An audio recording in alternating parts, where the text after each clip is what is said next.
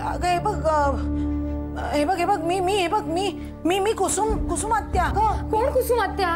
मी नाही ओळखत तुम्हाला. आणि मी इथे कशी आले सांगा ना. अगं असं काय करतेस तू शुभ्रा? अगं असं काय करायला लागली? मी वहिनी सुद्धा घरात नाहीये. काय करू आता? प्रियाला फोन करते.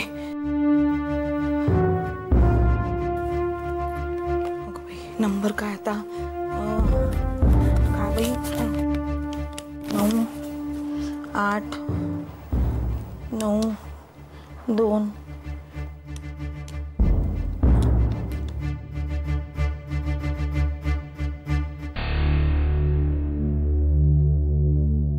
अगं उचल ना फोन प्रिया. अगं प्रिया, अगं ही इकडे ही शुभ्रा काहीतरी वेगळंच वागायला लागले बाई. अगं मला ओळखतच नाहीये ती. अगं काय कळत नाही मला. आणि वहिनी नाहीये घरात, दादा नाहीये. मला काय समजत नाहीये काय करायचं ते. तू लवकर ये, मला अगदी भीती वाटते बाई. अगं ओळखतच नाही मला. काय असं करायला लागले कुणाला माहिती. हो लवकर ये तू. हो ठेवते. हो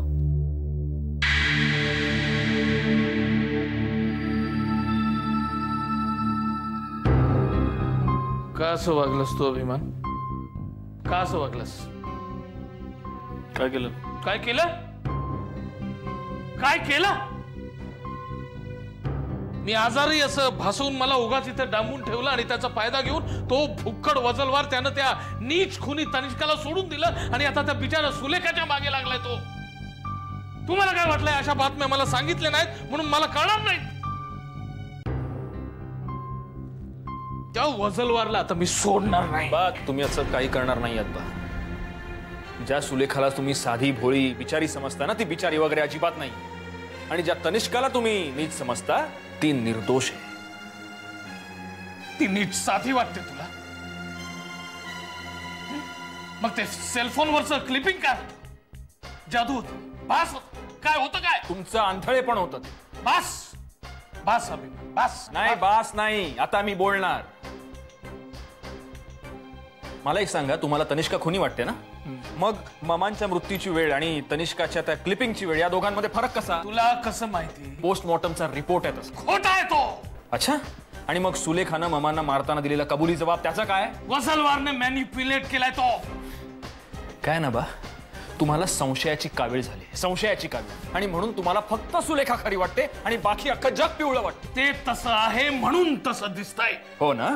मग मी त्या सुलेखाला इथे फरफटत आणतो तुमच्या समोर. मग तुम्हाला कळेल कोण खरं आणि कोण खोटं ते. तू असं काहीही करणार नाही. असं काही करणार नाहीस तू. मी करणार. आणि बघतो मला कोण अडवतंय ते. थांब अभिमान, नाही तर गोळी घालीन.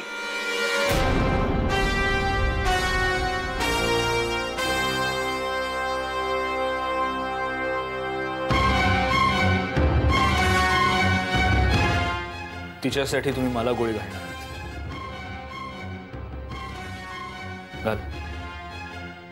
चला चालवा ना.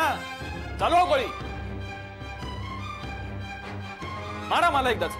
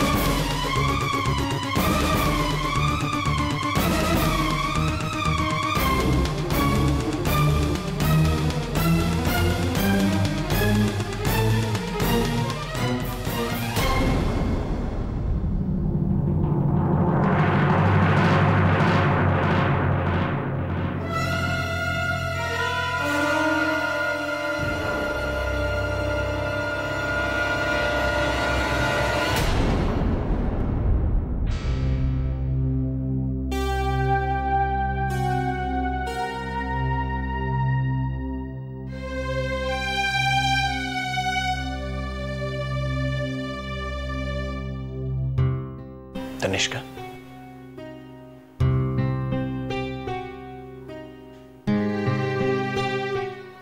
काय झालं?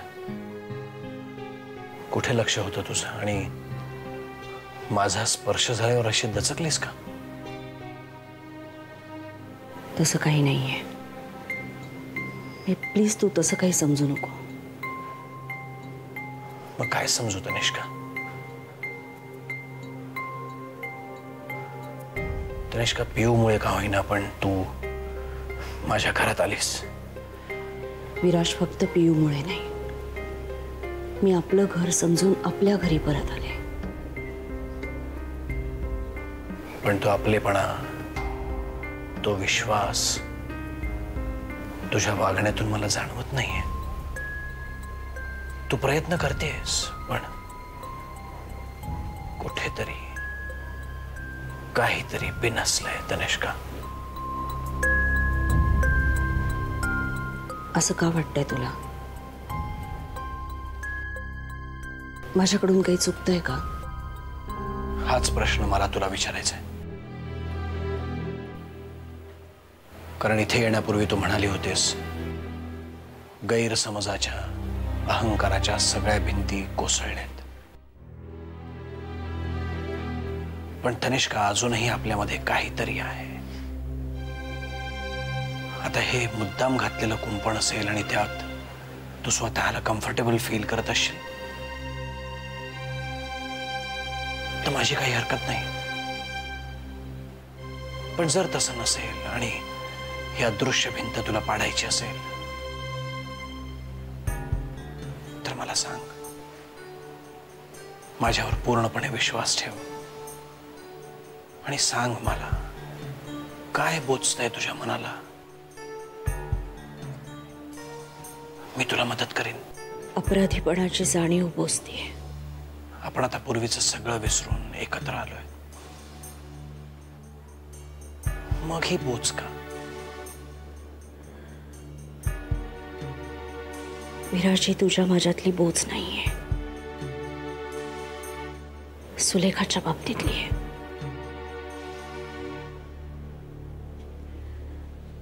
याआधी मी तिला मदत केली आहे विराज. मानसिक शक्तीचा वापर करण्याबाबत ना? फक्त तेवढीच नाही, त्यापुढेही. तनिष्का,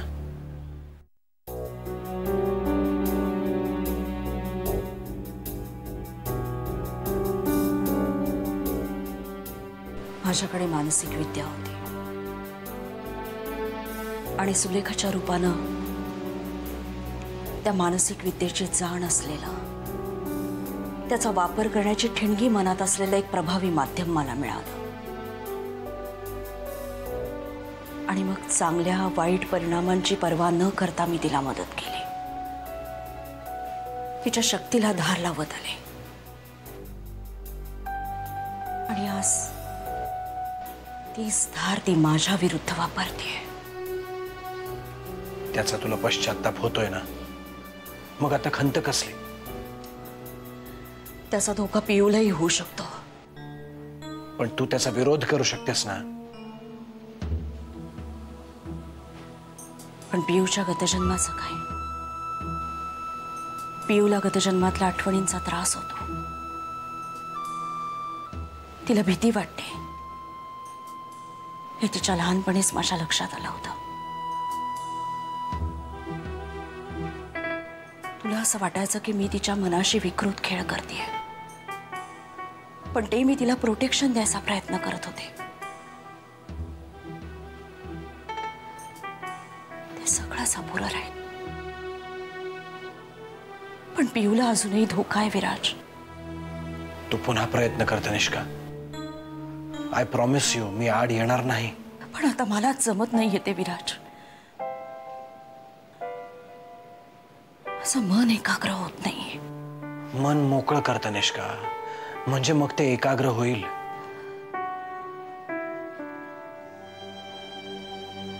तू रागावशील विराज, पण मध्यंतरीच्या काळात मी शुभ्राच्या मनातही डोकावले होते आणि माझ्यामुळेच आदी आणि शुभ्रामध्ये गैरसमज झाला होता. म्हणजे माझी शंका खरी होती तर. हो. आणि वाड्यावर सोहळ्याच्या वेळेला सुलेखा एक्सपोज झाली नाही, कारण तिच्या शरीरातनं तेव्हा मी आले होते.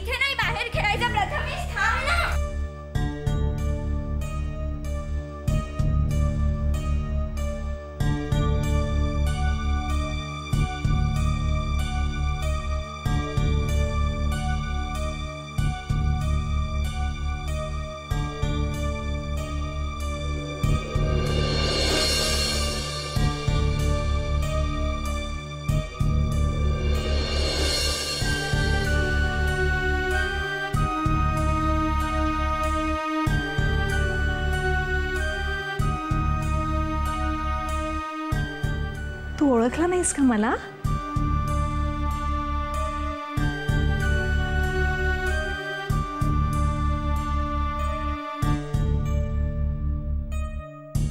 बाबा मस्त आहेत, एकदम फ्रेंडली आहेत. पण आई. पियू, तू इथेस? तू प्रथमेश शोधतोय तुला. बाबा अहो त्याला बोलवू नका, आम्ही लपाछुपी खेळतोय. बरं मी इथे आले, सांगू नका त्याला. खूप गोड आहे तुमची मुलगी. थँक्यू. आईची आठवण आली. कोणाला येते कोणाची आठवण? नाही, मीच विचारलं होतं बाबांना, आईची आठवण येते का. मग नाही, काही नाही. बाबा आपण आईला फोन करूया. नको बाळा, ती बिझी असेल. बाबा प्लीज करूया ना, प्लीज प्लीज.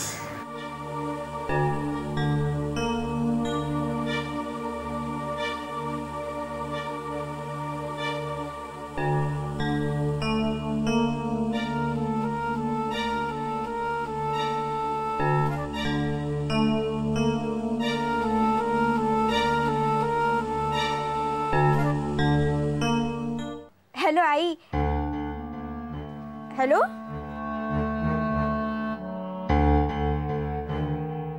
कट केला आईने फोन. कट नसेल केला बाळा, कट झाला असेल.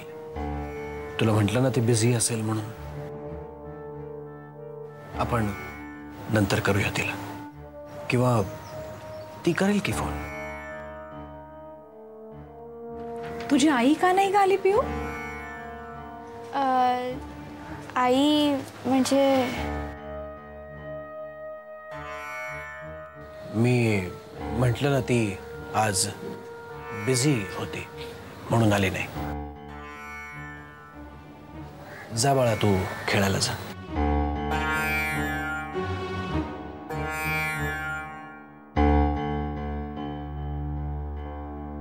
प्लीज तिच्या आईविषयी तिला असले कोणतेही प्रश्न विचारू नका. तिच्या आईविषयी तिच्या मनात कोणत्याही प्रकारचा गैरसमज निर्माण झालेला मला आवडणार नाही.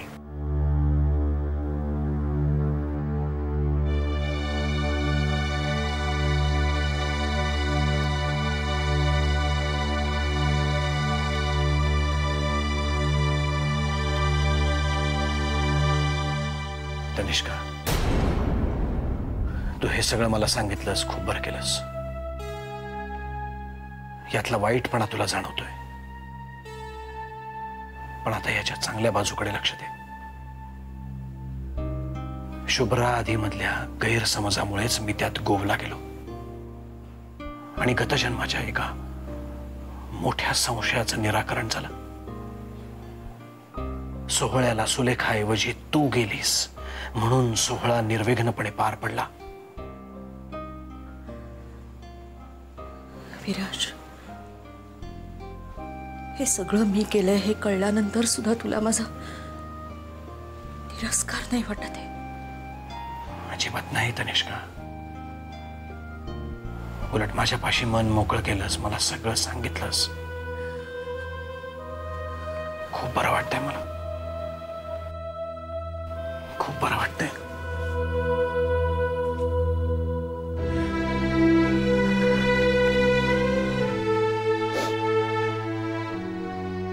विराज, तुला मी सत्य सांगितलंय, पण सगळं नाही.